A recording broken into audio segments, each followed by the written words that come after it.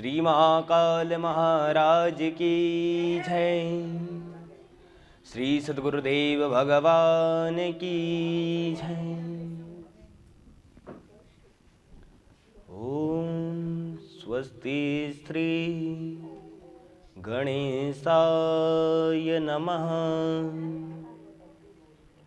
स्वस्ति श्री सतगुरुदेव चरण कमलेभ्यो नमः। स्वस्ति श्री राधा कृष्ण चरण कमलेभ्यो नमः। लंबोदरं परम सुंदरमेकदंतं रक्तांबरं त्रिनयनं परमं पवित्रम् उद्यद्दिवाकरकरोज्ज्वलकायकान्तं विघ्नेश्वरं सकलविघ्नहरं नमामि। गवां हि तीर्थे वसति गंगा पुष्टिस्तथा तद्रजसि प्रवृद्धा लक्ष्मी करीसे प्रणतौ च धर्म तासां प्रणामं सततं च कुर्यात्। परम परात्पर अखिलेश्वर अकारण करुणावरणालय भक्तवांछ कल्पतरु पीताम्बरधारी श्री बांके बिहारी लाल जी के चरणों में इस दास का दंडवत प्रणाम। परमाराध्य श्री ब्रजभानंदनी किशोरी श्री राधा रानी जी के चरणों में इस दास का दंडवत प्रणाम। और परमाराध्य श्री सद्गुरुदेव भगवान के चरणों में इस दास का दंडवत प्रणाम। पांडाल में विराजमान समस्त विप्र बंधुओं के चरणों में इस दास का दंडवत प्रणाम। वह दूर दूर से पधारे हुए श्रोता बंधुओं के हृदय में विराजमान मेरे गोविंद के चरणों में इस दास का दंडवत प्रणाम। आइए भक्तों कथा में प्रवेश करते हैं। मनोस्तु सतरूपायां तिस्रः कन्याश्च जज्ञिरे आकुतिर्देवहूतिश्च प्रसूतिरिति विश्रुता। मनु जी महाराज के 3 कन्याएं हुई, आकुति, देवहूति और प्रसूति। एक बार की बात है भक्तों, ब्रह्मा जी ने महाराज दक्ष को प्रजापति बनाया।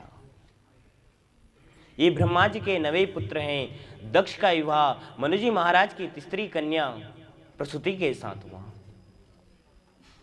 महाराज दक्ष ने 2 बड़े यज्ञ किए। पहला वाजपेयी यज्ञ किया जो प्रयागराज इलाहाबाद में किया। दूसरा यज्ञ बृहस्पति यज्ञ जो हरिद्वार में किया। जब पहला यज्ञ प्रयागराज इलाहाबाद में किया तो सबसे पहले देवता आए, फिर महाराज दक्ष आए। जब महाराज दक्ष आए तो उनको सभी देवताओं ने प्रणाम किया, लेकिन 3 देवताओं ने प्रणाम नहीं किया। कौन? ब्रह्मा, विष्णु और भगवान शंकर ने प्रणाम नहीं किया। क्यों नहीं किया? क्योंकि भगवान विष्णु ने सोचा कि ये तो मेरा पोता है। भगवान ब्रह्मा जी ने सोचा कि ये तो मेरा पुत्र है। भगवान शंकर ने सोचे जब पड़ोसी खड़े नहीं हुए तो हम क्यों खड़े हुए? हाँ, जब पड़ोसी खड़े नहीं हुए तो हम क्यों खड़े हुए? भक्तों, दक्ष ने देखा कि मुझे सभी प्रणाम कर रहे हैं लेकिन 3 लोग प्रणाम नहीं कर रहे हैं। दक्ष ने सोचा भगवान विष्णु तो मेरे बाबा हैं, ब्रह्मा जी मेरे पितामह हैं, लेकिन जो भगवान शंकर बैठे थे उनको देखकर कहा कि ये तो मेरे दामाद हैं, और दामाद पुत्र के बराबर होते, फिर भी प्रणाम नहीं किया। दक्ष अभिमान में आकर के और भगवान शंकर को अपशब्द कहना प्रारंभ किया। ये शिव नहीं अशिव हैं, इसकी आंखें देखो मरकट की तरह, अरे मुंडों की माला पहनता है, भस्म लगाता है। भगवान शंकर को अपशब्द कहना प्रारंभ किया। नंदी से सहन नहीं हुआ कि हमारे प्रभु को अपशब्द कहते हो। भगवान ने कहा नंदी शांत हो। भगवान नंदी को लेकर के पुनः कैलाश पर्वत पर पहुंच गए।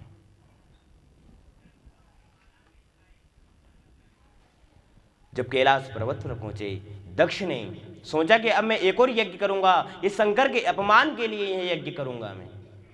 और भक्तों, जिस यज्ञ का संकल्प ही गलत हो वो यज्ञ कभी पूरा हो सकता है? नहीं, वो यज्ञ पूरा हो ही नहीं सकता। आज दक्ष ने दूसरा यज्ञ, बृहस्पति यज्ञ, हरिद्वार कंखल में किया। इसमें सभी देवताओं को निमंत्रण दिया, लेकिन भगवान शंकर को निमंत्रण नहीं दिया। आज सभी देवता कैलाश पर्वत से निकल रहे हैं अपने विमानों में प्रवेश करके। माता सती द्वार पर खड़ी हैं। माता सती ने सोचा, अरे इस बार कुंभ भी नहीं है हरिद्वार में, जो सभी देवता अपने विमान में बैठ करके जा रहे हैं। माता सती ने इशारों में देवताओं से पूछा, देवताओं कहाँ जा रहे हो? देवताओं ने कहा, आपको नहीं पता? अरे आपके पिता हरिद्वार में इतना बड़ा यज्ञ कर रहे हैं, इतनी सारी व्यवस्थाएं हैं, और आप यहाँ बैठे हो अभी तक। देवताओं ने कहा कि कोई बात नहीं, अरे गुरु, पिता और भाई के यहाँ बिना निमंत्रण के भी चला जाना चाहिए। आज माता सती भगवान शंकर के पास आई और भगवान शंकर को पूरा वृत्तांत सुनाया। भगवान शंकर ने कहा, देवी तुम्हें पता नहीं पिछले यज्ञ में हमारा कितना अपमान हुआ? हाँ, कितना अपमान हुआ, और आप पुनः कह रही हो कि हमें वहां चलना चाहिए। तुलसीदास बाबा रामचरितमानस में लिखते हैं कि हमें कहाँ नहीं जाना चाहिए, कि आवत ही हर से नहीं, नैनन नहीं स्नेह, तुलसी तहा न जाइए, जहाँ कंचन बर से नहीं। जहाँ सम्मान नहीं हो, और अन्न दान गज दान ते, दान बड़ो सम्मान। लाख अन्न का दान कर लो, लाख हाथियों का दान कर लो, लेकिन सम्मान नहीं है तो वहां दान कुछ काम आने वाला नहीं है। हाँ, वहां दान कुछ काम आने वाला नहीं है। आज माता सती क्रोध में होकर के और अपने पिता के यज्ञ में जाना चली गई। और भक्तों, यदि पत्नी पति के विरुद्ध कार्य करती है तो उसे कभी सफलता नहीं प्राप्त होती। हाँ, कभी सफलता नहीं प्राप्त होती। आज माता सती दक्ष के यज्ञ में गई। माता सती से किसी ने भी अच्छे से बात नहीं की। यदि बात की है तो अपनी माता ने की। तुलसीदास बाबा रामचरितमानस में कहते हैं कि सादर भले ही मिली एक माता, भगनी मिली बहुत मुस्काता। यदि प्रेम पूर्वक आदर पूर्वक किसी ने बात की है तो माता सती की माता ने बात की है। आज भक्तों, माता सती अपनी मां से मिलकर के यज्ञशाला में गई। यज्ञशाला में जाकर देखा कि सभी देवताओं का पूजन हो रहा है, सभी के नाम की आहुति डाली जा रही है, लेकिन भगवान शंकर के नाम की कोई आहुति नहीं। आज दक्ष ने जब माता सती को देखा तो भगवान शंकर को पुनः अपशब्द कहना प्रारंभ किया कि शिव नहीं अशिव हैं, अरे उसे यज्ञ में कोई भाग नहीं देना चाहिए। आज माता सती से स्वामी की निंदा सहन नहीं हुई और उसी समय माता सती ने अपने हाथों को रगड़ना प्रारंभ किया और माता सती के अंगूठे से अग्निदेव का प्रकट हुआ और उसी अग्निदेव में माता सती ने अपने देह का त्याग कर दिया। जब यह बात भगवान शंकर को पता चली, भगवान शंकर ने उसी समय अपने सिर से एक जटा उखाड़ी और पृथ्वी पर डाली। उसमें से वीरभद्र का प्राकट्य हुआ। वीरभद्र ने पूछा, स्वामी हमारे लिए क्या आज्ञा है? भगवान शंकर ने कहा कि जाओ वीरभद्र जाकर के और दक्ष के यज्ञ को विध्वंस कर दो। आज वीरभद्र ने भगवान शंकर की आज्ञा को पा करके और दक्ष के यज्ञ को विध्वंस कर दिया। दक्ष के सर को काट करके हवन कुंड में डाल दिया, पूर्णावती कर दी और सभी देवताओं को दंडित किया। भगवान शंकर के पास गए सभी देवता, प्रार्थना की, भगवान शंकर ने सभी को क्षमा किया। इसके बाद भगवान शंकर भगवान विष्णु को साथ में ला करके यज्ञ को पूर्ण किया और यही सती अगले जन्म में हिमाचल की पुत्री पार्वती हुई और इन्हीं पार्वती मैया का विवाह भगवान शंकर के साथ हुआ। इसी के साथ आज की कथा को विश्राम। जय जय श्री राधे श्याम।